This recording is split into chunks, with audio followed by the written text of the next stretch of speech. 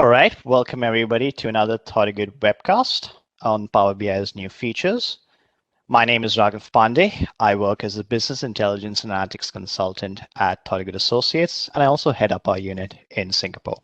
So our agenda for today is as follows. We'll introduce Thorogood to all of you who are unfamiliar with us. We'll then get into our main section for the day, which is talking about Power BI and the future which lies ahead for it.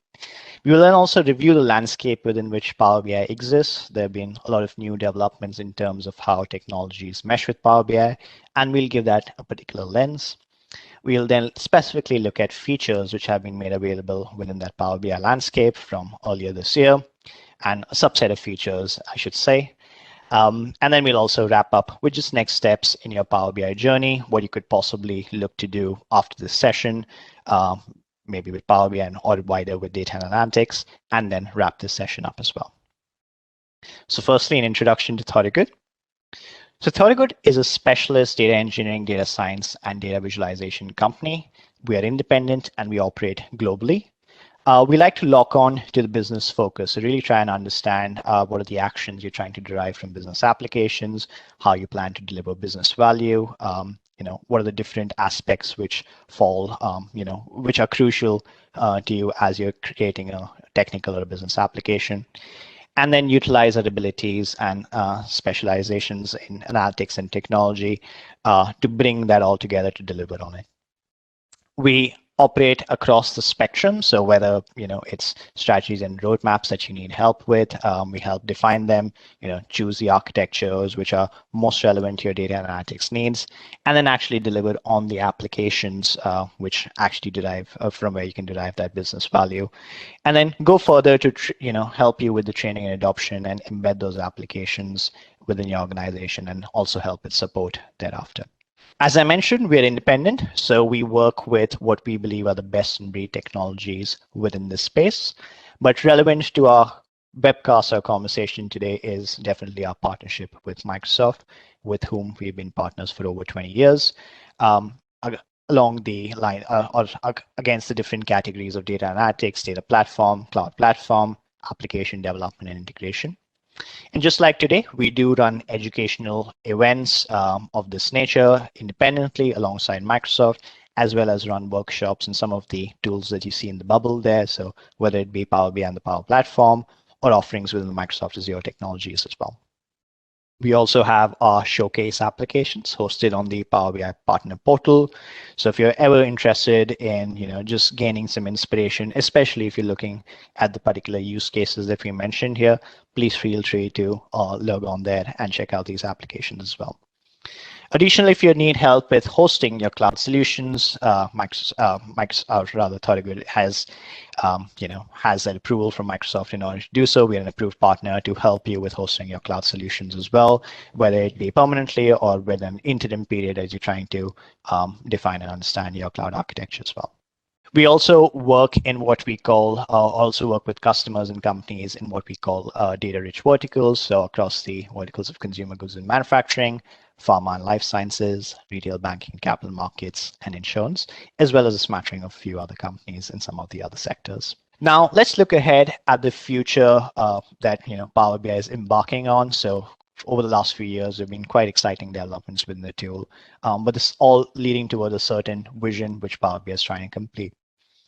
And that vision really is to empower everyone within an organization with the ability to use Power BI for their decisions, for their analysis, for their reporting. So gone are the days when there'll be specific people within your organization tasked with creating reports and creating the analysis and distributing that to everyone. Power BI is really democratizing that. It's making that abilities, the ability to create those reports and gain those insights and provide that to everyone within your organization, really. And it's not just about everyone within your organization, utilizing it. It's also about utilizing it for every decision. So with those technologies within the Power Platform, with those technologies within Azure, which mesh increasingly well with Power BI. You really have that flexibility of utilizing Power BI for every decision within that function which you're particularly looking at. So whether it be your reporting needs, whether it be even predictive analytics, whether it just be data cleansing, modeling, which then contribute to some improved insights, all of that is really now possible through Power BI. And again, with those options increasing more than ever before, and with that collaboration with other technologies, you can also do that at any scale you choose to. So, whether it be licensing options within Power BI, whether it be the combinations of Power BI with another tool, you can have Power BI applications in varying degrees and varying sizes of data sets, and that limit continues to increase day by day. And you can also have it for how many ever people you choose to. So whether it be for your team, whether it be for, say, a particular part of your organization, or if you're looking to create organization-wide applications and have everybody in that organization utilize Power BI, it really is giving you the options to do so as well. And what we're seeing is that convergence of enterprise BI and self-service BI. So as I mentioned, gone are those days when you had specific teams within an organization just tasked with creating reports and responsible for all the business intelligence and analytics insights that organization requires. And if for those of you who have followed Microsoft's journey within the BI landscape, within the BI space, I'm sure you recognize the names of SQL Server Reporting Services and Analysis Services. And these tools are often used in conjunction to satisfy the reporting needs for any team or organization. So you would utilize Analysis Service to create your enterprise models, create those measures and calculations, and then use reporting services to essentially consume that model and deliver the reporting thereafter. But what we are seeing is the abilities of both of these tools, has converged into one single tool, which is Power BI. So even some of the more niche requirements that reporting services would provide around, exporting large quantities of data or looking at things in a pixel perfect format, there are offerings like paginated reports now within Power BI, which does the same, along with obviously the very interesting visualizations that Power BI provides and the modeling capabilities that it has.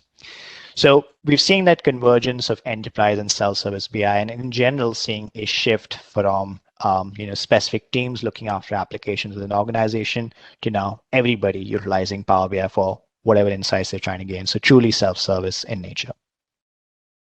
And this is done with all of these key aspects in mind. So with transitioning from reporting service and analysis services to Power BI, you need to keep in mind the governance and scalability aspects which Power BI is doing so, along with all the other points that we mentioned around here as well. And really, this is the journey which Power BI has been following. So in case you've been wondering how all of these updates come together as to what is the vision with the tool, this is the vision which Microsoft and Power BI have kind of defined for themselves. So through 2020, you're getting those features which are really enabling you to take actions, or provide the insight for you to take action. So whether it be key influencers, whether it be decomposition trees which allow you to do some root cause analysis, all of that was contributing to providing you with the insights that allows you to take those actions. And as we enter 2021, we are seeing Power BI and Microsoft build on that, but also add performance management aspects to the entire landscape. So something which we'll talk about in a few minutes, something like goals in Power BI services, taking quite a substantial step in towards allowing you to utilize Power BI for your performance management. So the usual traditional way in which Power BI has been used is create your applications, generate your analysis using Power BI. But then in order to communicate it with a wider audience, you would often export that into PowerPoint, I should say, add your own commentary to it, and then do a few more manual activities before it finally reaches in the hands of, say, upper level management. But now with the abilities to utilize smart narratives to generate that commentary automatically, with the abilities to track goals in an automated fashion within Power BI, that dependence on other technologies outside of Power BI to communicate this to a wider audience is going away. So really utilizing Power BI for your end-to-end performance management. And through 2022 and 2023, this is really where Power BI is headed. So all of these insights, all of the performance management features, I should say, making that available in a real-time fashion on data sets which might be receiving data by the second, by the minute. So some of these integrations with event hubs and real-time data already exist, but the idea would be to build on top of it to make it even more easy and seamless for individuals to utilize real-time data within Power BI, and then make these insights available to each one of us wherever we need them. Who knows what we're going to be using in 2023 as platforms to actually consume insights, but whatever it may be, Power BI will aim to have that available in the hands of frontline workers, people working on the field, sales representatives who can utilize the insights which are available to them in their handheld device for any communication or any decision-making process. And that's quite an exciting journey to be conscious of. And that's what we're seeing. So, looking at that more from a feature point of view, the features on the left-hand side that I have here, key driver analysis, smart narratives, Q&A, root cause analysis. So we're really helping you to get that insight which you are looking to have, and then derive action on the top of it. And then what we see, or something which is coming soon, it'll be the journey towards 2022 is those Power BI streaming data flows. So utilizing things like event hubs, other ways of connecting to real-time data, and then seeing your applications consume that data and see all of the visualizations adjust themselves to give you insights in a real-time fashion. So quite an interesting journey for all of us to be aware of.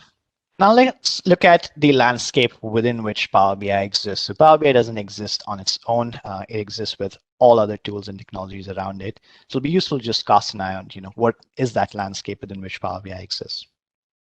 And this is something I'm sure is familiar to quite a few of you who've joined us for our conversation today. That Power BI doesn't really exist on its own. There is that Power Platform, of which Power Apps, Power Automate is a huge part, as well as Power Virtual Agents. And what we're increasingly seeing is all of these tools and technologies are coming together to give you a more seamless experience of utilizing them interchangeably from any one of their interfaces. So what we're seeing with Power BI, Power Apps, and Automate is firstly the evolution of something called the common data model within Azure, which is now evolved to something called the Dataverse, which is a data platform from where each of these tools can connect to, and you can interchangeably use either Power Apps, Power Automate, or Power BI to leverage that data platform and utilize that as your sort of your common area where the abilities of Power Apps can give you certain insights, where the abilities of Power BI can add to those insights as well. So we're seeing all of this come together. But most interestingly and more important for our topic of the day is the ability to create your Power Automate flows, to create your Power Apps from within Power BI itself. And this is now available just as any other standard visualization, which you can drag in, create your Automate flows in Power App, and then utilize it in a way that you would have any other visualization in the past. And further, the integration between those Microsoft Azure technologies and Power BI continues to grow stronger. So whether you're looking to integrate Power BI with, machine learning capabilities like Azure Machine Learning, or utilize something like cognitive services for sentiment analysis, key phrase extraction, or even if you're just looking to utilize your Python and R abilities within Power BI, those integrations continue to grow stronger, and there are more possibilities today than there were ever before.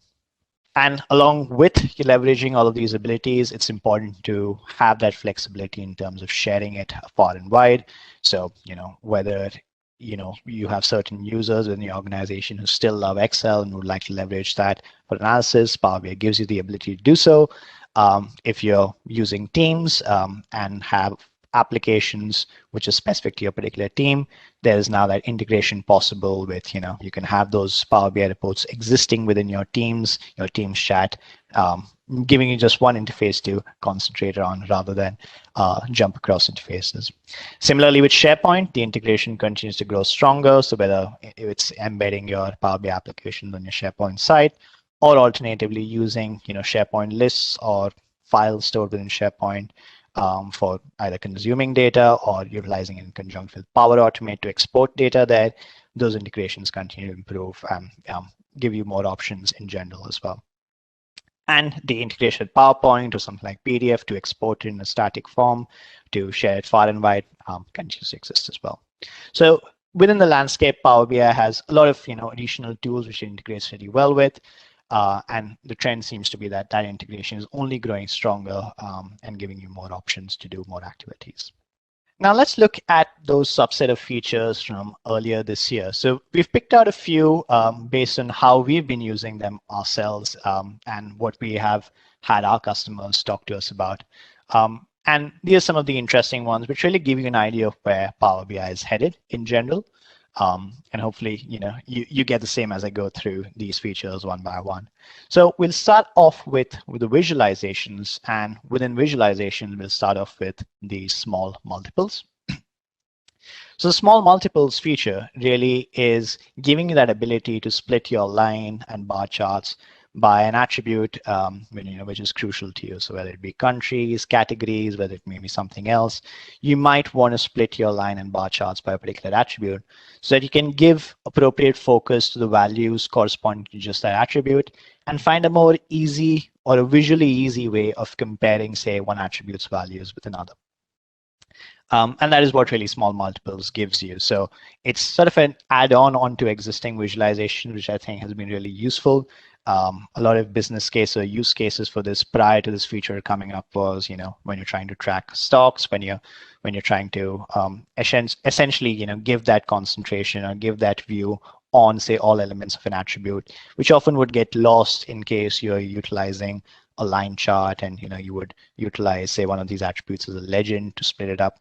With this visualization of this functionality, really able to give that focus that an attribute might deserve or an attribute value might deserve. And if I was to bring up a Power BI application where we've played around with this particular functionality, you can see that if you have the latest version of Power BI, you'll be able to just go on to the paint roller icon, the options here, the formatting options, and within the grid layout, you can essentially choose how many rows and columns do you want to really adjust your small multiples within. So depends upon the number of attribute values that you have, how you want to split that up. And you can see all of these side by side in an easy fashion without having to create 6 different line charts or bar charts. Next we have is the Azure Maps functionality. Now, Azure Maps itself has existed for quite some time within Power BI. Azure Maps on its own has great capabilities for any mapping requirement that you might have. But what has really improved over the last few months is the selection features which are available within Azure Maps. And with that, it's allowed you to really interact with Azure Maps alongside the other visuals that you might have to just gauge what data corresponds to that location-based data that you're seeing in your maps. And that selection feature is quite interesting, and I would be eager to show it to you all as well. So if I was to just go to my page here, which is looking at city-wise sales, for certain locations in the European land region, I have the value of that sales in the size of my bubbles here. So if I was just interested in looking at some of these locations in the UK, I can choose my rectangle selection option to just highlight those set of bubbles, and I can see the rest of my visuals adjust themselves to just show me the values for that set of locations. And additionally, you also have what I think is a really interesting feature is the range selection option. So let's say my pointer is at London. Maybe I'm interested in seeing by distance anything within 500 kilometers of London. Can I see just the data for that region? So Power BI will just calculate the distance, highlight the range which is showing data for, and you can see on the right-hand side, for those of you who might be familiar with UK geography, you can see the cities of the UK available here and certain values for some brands available here as well. So quite an interesting, improvement in the use of Azure Maps, making it quite easy to select points within those maps and then gain insights from that as well. What we have next is the paginated reports in Power BI. Now, paginated reports, again, has existed by itself for quite some time as a premium-only feature. So paginated reports is nothing but SQL Server reporting services now within the Power BI world. allowing you to leverage that pixel perfect formatting, allowing you to leverage, the export functionalities which are available. If you ever want to export, thousands and thousands of rows, there are limits within Power BI, but paginated reports give you more flexibility. And before this feature came out, you still were able to integrate Power BI and paginated reports. So you were able to pass context filters from Power BI into paginated reports and ensure both of those tools could be used in conjunction. But now that's been made far more seamless. That's been made far more easy. So just like any other visualization which exists within Power BI, paginated reports is also visualization. So all you need to do is kind of drag that into your visualization space, connect up pre-built paginated report which would be available to you, and then the behavior of that visual is just like any other visual which might exist within Power BI. So in this example here, very similar to what I was just showing you, we highlighting a bunch of points around New York, looking at vaccine distribution and seeing, say, the raw data corresponding to those points, which you can then choose to export as well, for your utilization thereafter. So quite an interesting, again, integration which is now in place and sort of gives you the trend of how all of these tools which exist within the landscape are coming together closer to make the experience more seamless for the end users. And similarly, in that vein, in that thought really is a Power Automate visual as well. So again, Power Automate had existed on its own, giving you the flexibility of executing workflows on the basis of certain events happening. And now you can kind of define an event from within Power BI or trigger a Power Automate flow from within Power BI itself. And this is quite interesting. So if I was to just go to my page where I have a couple of different options. So with a visual of this nature, where I'm just looking at some gross sales value, gross margin data for a brand for a particular period. If I'm interested in just exporting, the data corresponding to this, I've created my Power Automate flow, which is available as a button here. All I need to do is click on this, execute, and it'll go and store the data within an Excel file, which I've chosen. So a record could be added to that with this information. But the possibilities really are endless. You can choose to do what you want with Power Automate within Power BI as well. So in this case, if I want to just add a sheet to an Excel file instead of just a record, I can do that as well. And all these Power Automate flows which you create through Power BI will also be made available within your Power Automate portal. So in case you ever want the flexibility of utilizing the portal, or if you feel much more comfortable doing that, you can always visit the Power Automate portal to edit it from here as well.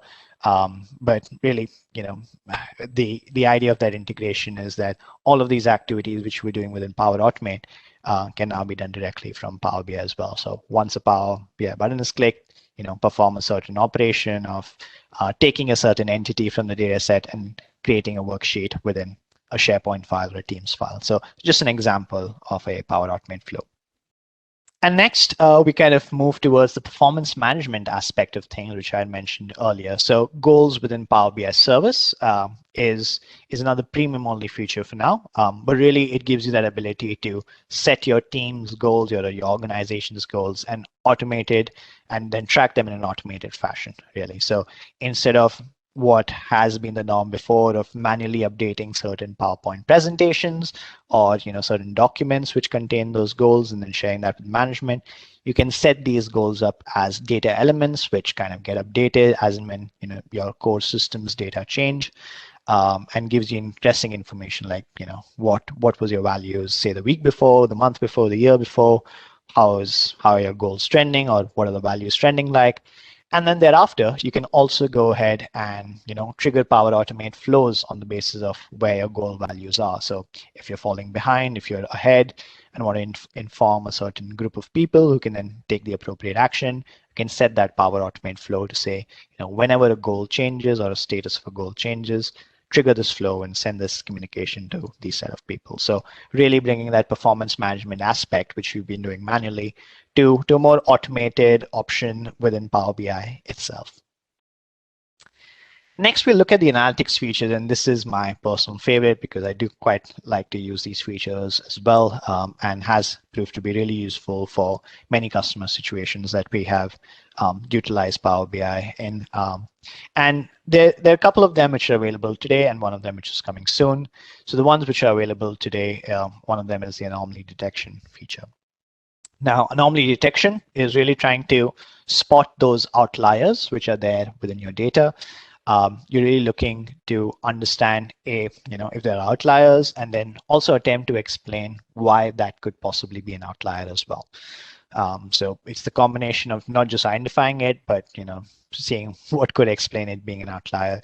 And you again have some flexibility in choosing how you want to identify outliers, how you want to explain your outliers as well. So a quick example of that would probably be an order. So if I was to look at again some of my gross margin, gross sales value, trend that over time for a particular brand, I can see a few outliers which have been defined.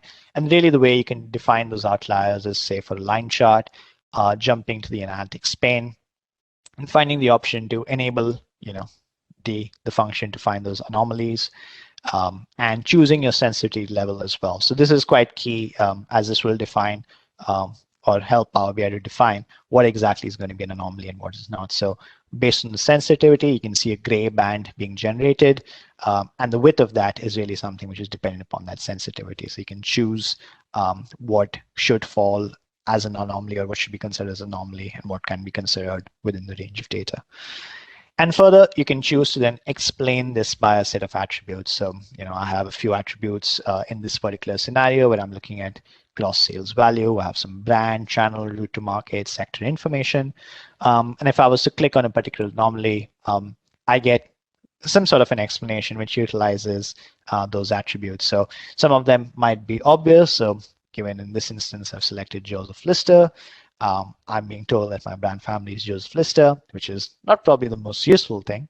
But then again, there are more interesting insights around sector, route to market, which are available for you as well. So again, this is a feature which is just pushing the envelope and pushing forward the analytics features which are there within Power BI for your usage, and doing so in a very easy automated fashion. So all you're doing really is clicking a few buttons, choosing a few options, and you have some interesting insights available to you. And alongside this, you also have smart narratives, and this especially is quite a useful feature in just summarizing what a certain value means in a dashboard, or what, say, the underlying trends and the points of interest could possibly be. So, if you have those cards which are calling out certain metric values, or if you have certain interesting charts which you want to distill into readable information, especially when you're presenting about your data, or you're sharing this with a team or a group of people who might not be the most savvy in reading those charts, those smart narratives really help in giving you a very useful summary and allows you to then drive the conversation on the basis of what we read in those smart narrative visuals as well. So really, what we have here is quite similar. You choose the visual over which you want that narration to be generated. I've, in my case, chosen the line chart that I have available here. And it's giving me a few useful points around, my gross margin increasing, its trends, when it dropped, what could be the possible reasons for it. So it really, helps drive the conversation when you start talking about gross margin, say, in a public forum or with upper management, for example.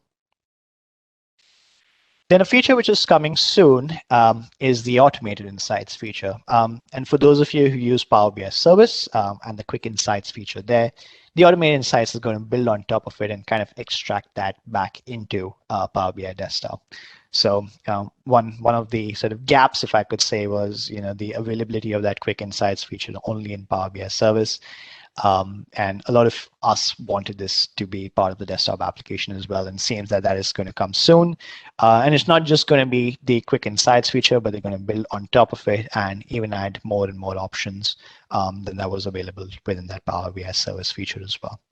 So stay tuned for this one. I'm sure this is going to be released later this year. And again, gives you a few more options in terms of what you can do with advanced analytics or data science within Power BI. And then a couple of connector specific features that I wanted to pick up on. were the Parquet file connector and the text CSV by example. So with the Parquet file connector, data lakes are really becoming a very viable option for acting as a data source for Power BI. So in times gone past, Power BI just had the limitation of connecting to, say, text files, CSV files, Excel files. But really with Parquet, you're now able to leverage what is possibly the best format for maintaining data and or the most efficient format for maintaining data in. And in those tools which are generating Parquet files, your data transformation tools within cloud platforms, the best format for them to generate data in and the most machine readable format is Parquet. So really, creating that seamless integration. Gone are those days when you need to, just for the sake of Power BI, convert Parquet files into text CSV files and then leverage that in Power BI. In this instance, you can just directly consume what your data transformation tools are generating, and then utilize that directly within Power BI. So quite an interesting feature and a very useful feature for data platforms, which has come up earlier this year. And then something which had always existed and now is being leveraged for another functionality, which is the text CSV by example. So we always had the web by example feature within Power BI. So you would connect to web pages and try to pass that data into a more structured format than which you could use repeatably for your analysis. And that's kind of that same feature which is now borrowed for the text CSV situation. So if you have those text CSV files which really haven't come through as tables of data, but have data elements which you want to extract into a tabular format, you can read those files using Power BI. And as shown here, give a couple of examples of how you want that table to look like based on what you can read from the file. And then Power BI kind of predicts what you're going for and gives you that tabular format of data. And that makes it repeatable. So next time you have a file of this nature, a text or CSV file of this nature, Power BI will just perform the same set of steps on top of it and give it to you in a tabular format. So a very useful feature, given text CSV and Excel files are often the most popular data source when utilizing Power BI. All right, so that was the set of features that I wanted to take you all through. Alongside that, I just thought it would be useful to detail some next steps for you all. So if Power BI is of interest and you're looking to empower individuals within an organization to know more about Power BI, Thorogood does have quite a few training programs, like the example of which you can see over here, which we've run for our customers, over the past couple of years, and customize it to your particular needs as well. So if you want to look at only just specific aspects of Power BI, we can do so as well. If you want a more structured view of the entire tool and how that can be utilized for your organization, we can definitely help with that as well. Additionally, if you want to go wider with data analytics, a useful starter is the path to the modern data platform. So if you're looking at tools and technologies which make sense for your data analytics needs, we can run a session over a couple of days where we can give you an overview of the technologies, introduce you in a hands-on fashion to those technologies as well, and then conduct a hackathon where we're able to support you in the usage of those technologies and actually deliver something of value over a business use case at the end of the hackathon. And this is something which we've been doing quite regularly with our customers over the past couple of years virtually, and has worked really well in giving quite a bit of value over a constrained amount of time to our customers in terms of introducing the tools, customizing it to their particular needs. So depending upon the levels of knowledge of individuals within an organization or their objectives, we're able to customize these sessions and then support them over a hackathon to deliver something of value, which then they could appreciate and build on from there for pilots or productionized solutions. So that's all that I wanted to cover with you all for today. Thank you for joining me. I've flashed my contact credentials here once again, so feel free to reach out to me on either of those platforms, and hope to hear from you all soon or see you in another Thorogood webcast. Thank you very much. Bye-bye.